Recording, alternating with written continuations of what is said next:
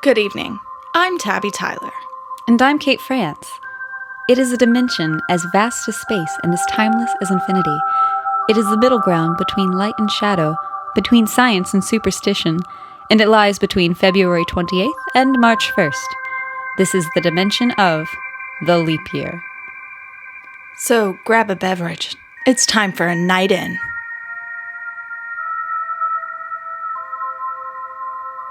Tomorrow is leap day. And we should all be really excited. Wait, should we be? Oh, why not? It happens less than any national holiday. Well, yeah, and it pays homage to our roots as star-charting, civilization-building pioneers. You're probably going to have to explain that one. Well, I mean, think about it. Why does leap day exist? Honestly, I've never thought about it in my life. Oh, just another day. Yeah, I mean, it's just that thing we do every 4 years. Actually, no, all I ever thought about as a kid was how another kid born that day would have less birthdays than me. Right? I mean, honestly, I used to imagine that they got their birthdays on both the 28th and the 1st to make up for it. I found out, though, that if your birthday's on a leap day and it's not a leap year, you have to wait for the 1st of March to be legally 21. Wait, so if you chose to celebrate on the 28th your whole life, you would have to wait another day to have your first legal drink. Yeah, exactly. Which, kind of sucks. But really, why does leap year bring to mind our ancestral past? Well, because leap year is just our variation of a calendar intercalation. Which is? An intercalation is a day, week, or month that is added to a calendar to realign the seasons or moon phases with the solar year. And they began almost immediately after we started measuring time with the moon.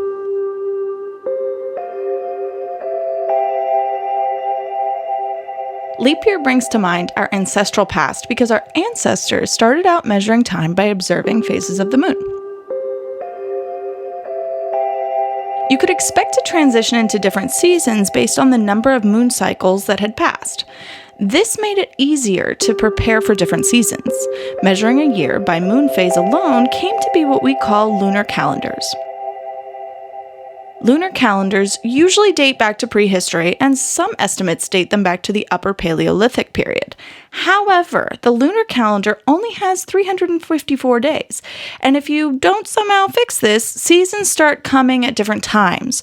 So the adjustment that was made depended on the civilization that was adjusting the calendar, and it could be fixed by adding a month. These adjustments were dependent on the solar year of the Earth, rather than the lunar year, because the solar year is much more precise and allowed civilizations to predict seasons more accurately. The marriage of the lunar calendar with the solar calendar became the lunisolar calendar. This transition is seen in many cultures, including Egyptian culture, where traditionally a lunar calendar was used. Eventually, through a greater understanding of celestial positioning and seasonal timing in relation to the sun, a lunisolar calendar was introduced, while the lunar calendar was used exclusively for spiritual purposes. Most calendars in ancient times were lunisolar calendars. The Sumerian calendar had 12 months, and each month started with the rise of a new moon. But because the lunar year is only 354 days, the Sumerians periodically added a leap month. Another calendar that had a leap month was the Zoroastrian calendar, which appeared later in the Achaemenid period, circa 650 to 330 BCE. It was similar to the Egyptian calendar in the sense that each day was named for a spiritual tradition, and it consisted of 12 months, each consisting of 30 days, with the occasional intercalary month. But unlike the Egyptian calendar, it did not divide the days into weeks. And also, I really dig the idea of not having weeks and just a different name for each day of the month because I mix up what day it is all of the time. I think the idea is so appealing to you because as a nurse and a bartender, you're not confined to the same rigid American capitalist schedule that makes a 7-day week, useful. Yeah, truth. So it's interesting to note that as calendar science advanced, societies found themselves requiring multiple calendars, some for religious ceremonies, some for farming needs, some for clerical needs. They also found more complex ways to insert the necessary intercalary month. The Metonic Cycle was a 19-year cycle that was observed by Greek astronomer Meton of Athens, or Meton. I don't know, it's all Greek to me. However, when he introduced the cycle in 432 BCE, it was already known by Babylonian astronomers. Meton noticed that a period of 19 solar years was almost equal to 235 lunar months, and so he calculated that the lunar year could be kept in pace with the solar year by including an intercalary month 7 times in the 19-year cycle. That intercalary month was inserted in the years 3, 6, 8, 11, 14, 17, and 19 of the 19-year calendar cycle. The Athenians had 3 calendars, but come the Hellenistic period, shit got out of hand. Humanity's individualistic desires overwhelmed the need for cohesion, and each Greek state had a calendar that had its own separate traditions. The calendar of Delphi became the unifying calendar with historical documents referring to both the Delphian calendar and the regional calendar. Man, imagine how easy it was back then to get out of stuff you didn't want to do. Sorry I didn't make it to your baby shower. I didn't realize you were using the Delphi calendar. Whoops. That's okay. If you want to make things really complicated, you should refer to the Mayan calendar. Yeah, this one is really, really interesting and extremely difficult to explain. But I'm going to go ahead and give you the Reader's Digest version of it because it is very cool.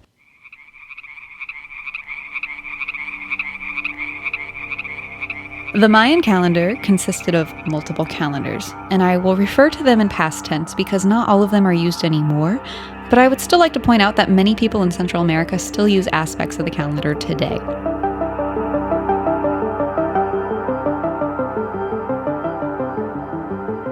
So one calendar was the... Correct me if I'm wrong, Tabby. Yeah, I'll just pull out from my repertoire of Mayan pronunciation guides. Yeah, I got so many. Well, I'm going to do my best here. So one calendar was the Zulcan calendar, and it was a 260-day sacred calendar. Another calendar was a vague solar calendar called the Hab that consisted of 365 days divided into 18 months of 20 days, plus a spooky 5-day period where the boundaries separating the underworld dissolved and bad deities could cause mischief. Both of those calendars were combined, and the various combinations of the names and days of those calendars added up to a cycle that would last 18,980 days, which is equivalent to the least common multiple of both 260 and 365, which are the lengths of both the Zulcan and the Hab, or approximately 52 years. Ugh, math. Why did the Mesoamericans have to be literal mathletes? Right, but wait, there is more. No. Yes. So the long count was the calendar that was used to refer to dates far into the past or into the future, and it was basically a beautiful math equation.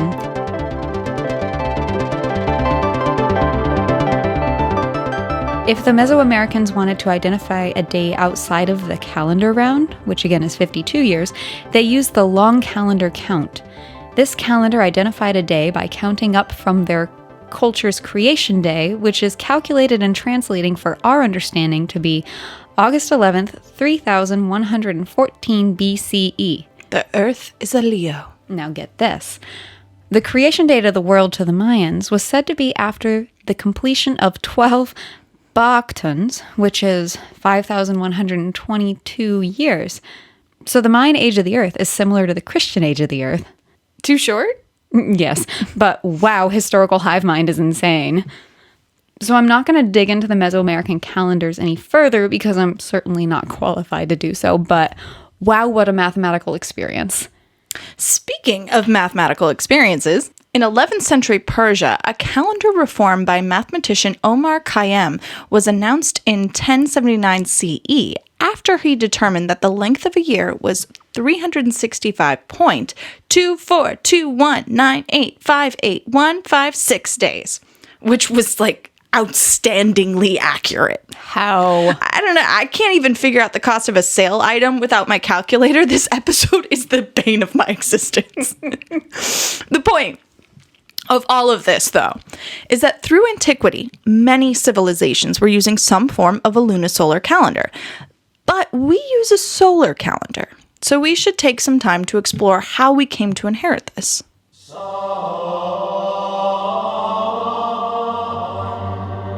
Yeah, we all know we use the Gregorian calendar, but where did this calendar come from? Well, this should be your shit, Kate, because it was developed as a correction to the Julian calendar. Oh, tell me everything. Well, the Julian calendar was a reform to the Roman calendar, which was a reform to the Etruscan calendar / calendar of whoever else the Romans had conquered in the past.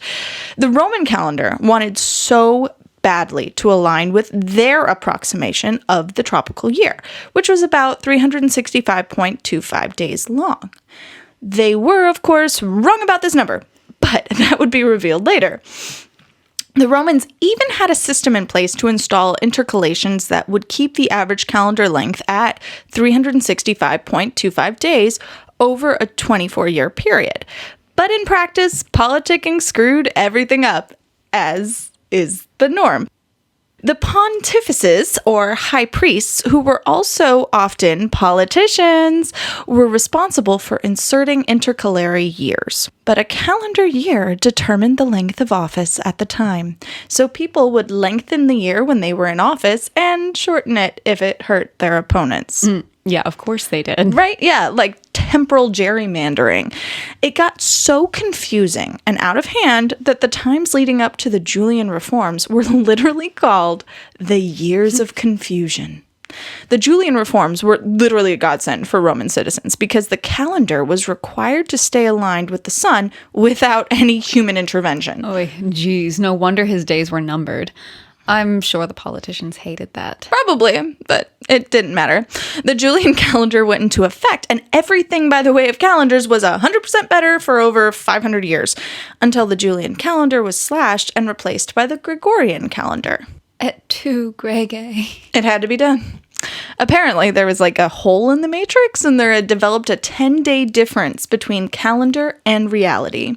In the year 1582, the day October 4th was followed by October 15th. Hell yeah, it gets us closer to Halloween faster. Yeah, so the tropical year I mentioned earlier, the Romans approximated that it was 365.25 days. But in truth, the solar year right now is 365.242190 days. This miscalculation led to the time and spatial drift. Whoops. So instead, the Gregorian calendar is spaced to make the average year 365.2425 days long. I see what they did there. It's pretty crazy, though, that when you make an adjustment just 2 more decimal places to the right, the difference is exponential. Yes. Where the Julian calendar had an error every 128 years, the Gregorian calendar has an error close to every 7,700 years. So how did they make this change? So the Gregorian calendar skips 3 Julian leap days every 400 years. The current rule for leap year is, quote, every year that is exactly divisible by 4 is a leap year, except for years that are exactly divisible by 100. But these centurial years are leap years if they are exactly divisible by 400. For example, the years 1700, 1800, and 1900 are not leap years, but the years 1600 and 2000 are. End quote. Oh, right.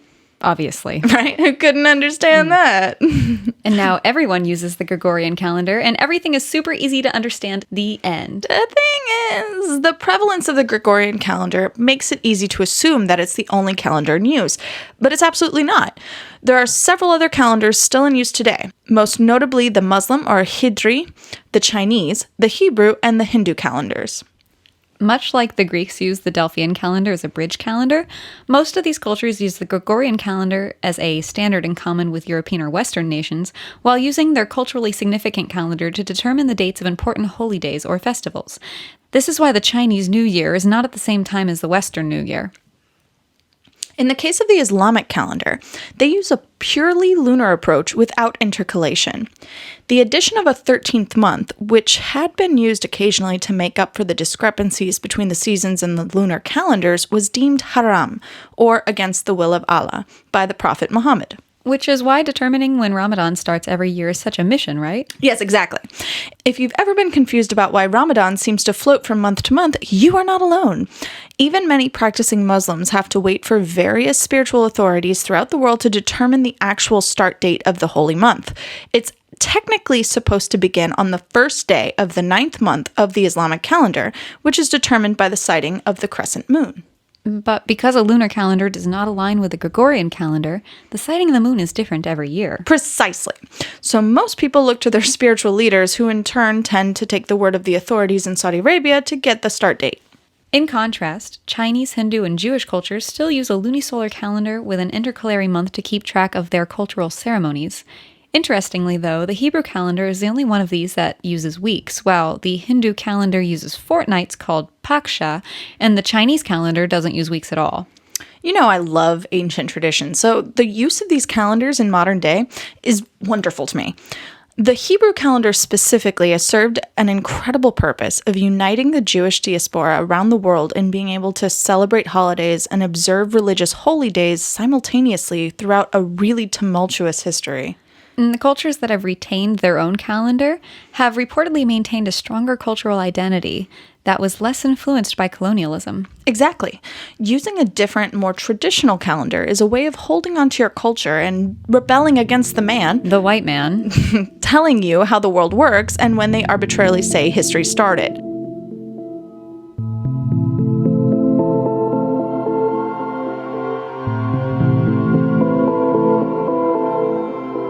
How we observe holidays structures personal and historical narratives. These much older calendars tend to include spiritual guidance for life events by telling us auspicious months to accomplish landmarks in our lives. In this way, these calendars can help us feel like we have more control over ourselves and lend us a greater connection to the universe.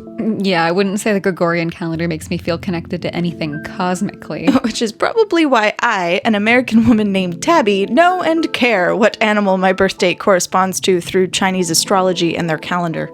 Which is also related to the other solar calendar, the zodiacal calendar. Yes. As the accuracy of the solar calendar improved, it evolved into two types. Our Gregorian calendar is a solar calendar that follows the tropical year, which deals with the Earth's movement around the sun. The other type of solar calendar is the sidereal calendar, which measures time with respect to the position of the Earth and its relative position to the stars. The Hindu, Tamil, and Bengali calendars are all sidereal solar calendars.